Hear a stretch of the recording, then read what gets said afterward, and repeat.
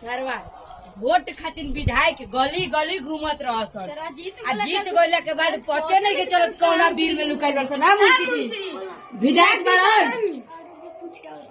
आवा पूछ के जल्दी कैसन आदमी हवन बोला के लावा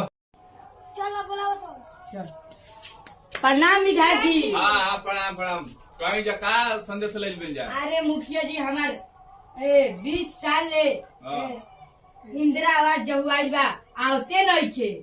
अच्छा इंदिरा आवास के बात बा। हाँ मुखिया जी। आओ बैठा जाए बैठा कौन जाना के इंदिरा आवास के बात बा। मुंशी तने हमारा रजिस्टर निकली है दाने रजिस्टर देखा जा तो हम समझावा तन बढ़िया लगा।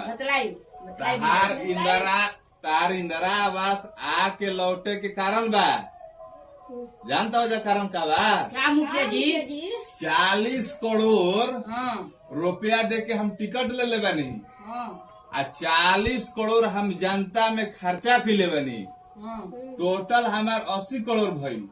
जी मुखिया जी। ठीक ना जी मुखिया जी। एक बाद जब 40 करोड़ आई जी मुखिया जी तब न तो हरो इंदिरा आवास आई। जी मुखिया जी। अब जब हम 40 करोड़ आ 40 करोड़ 80 करोड़ जब हम खर्चा कैले बानी या टिकट ले बानी 40 करोड़ में। जी मुखिया जी। हम गहूँ बेच के दिले बानी ना। जी मुखिया जी। तो अपन 80 करोड़ जब वसूलम जब फालतू पैसा आई तबे न तो हरो इंदिरा आवास आई। जी मुखिया जी। तो आज के बाद तो हम जना ध्यान से कान खोल के सुन लो जा। जी मुखिया जी बोली कि कौनो प्रत्याशी होखे चाहे विधायक होखे चाहे मुख्यमंत्री होखे चाहे बीडीसी होखे चाहे सरपंच होखे चाहे वार्ड होखे जी मुखिया जी कौनो प्रत्याशी से पैसा लेके वोट नहीं खे देवे के।